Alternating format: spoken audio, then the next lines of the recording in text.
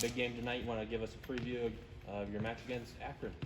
Yeah, no, obviously we're excited to be able to host one of the best teams in the country during a situation where we're desperate for some momentum and some points with 3 matches left in the Big East.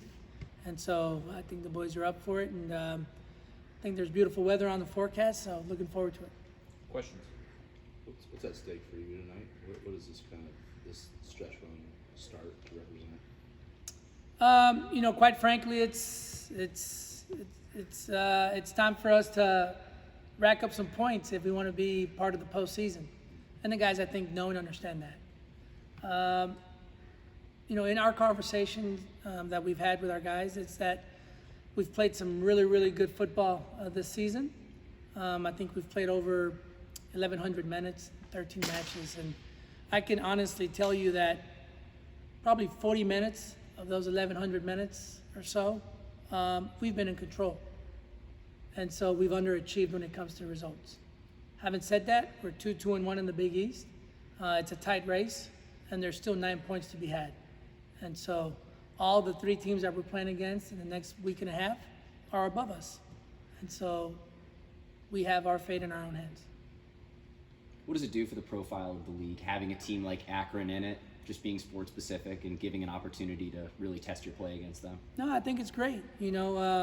Georgetown, traditionally a very strong team. Providence, St. John, so on and so forth. Akron only strengthens our league. They're in their own right a great program, national power. And so it just strengthens our league. And so to be able to play a team like that late in the season is great for us. It gives us a little bit of an indication as to where we are. So I'm looking forward to it. What do you see out of them? They're a team that attacks very fluidly.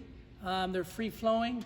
They have a lot of individual talent and a lot of belief that they can create a lot of havoc, and there's a lot of firepower. So I think it'll be an entertaining game. I think it's going to be 2 teams that aren't afraid to attack, and at the same token, teams that aren't afraid to defend higher up the field too. So I think it'll make for a good match.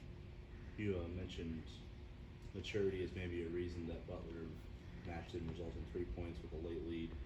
Did that same issue kind of crop up against Seton Hall when it seemed like you were in control of that first 35, got a goal, and then it just seemed like the match flipped from there? Yeah, no, I just think it comes down to being able to put an entire 90 minutes together. I think we've had some brilliant halves this season. We've had some brilliant spells of great football this year, but it's hard to pinpoint one brilliant match. And so it's about maturity, it's about experience, it's about focus, it's about desire of being able to put together a complete match of 90 minutes. Duncan McGuire scored last night. What have you seen from him, and what are you hearing about his Olympic chances? Yeah, I know. So Duncan has played in 2 matches for our U23, aka our Olympic team. And like you said, came on against Japan last night and scored in his first touch after being substituted in around the 68th minute, something like that. It's amazing, man. The guy just continues to excite me, continues to make me more and more proud each day. And I'm just so proud of what he's done and proud of his family. And I'm just so pumped to see what the future holds. But I think his chances to be able to represent our country in the Olympics is huge.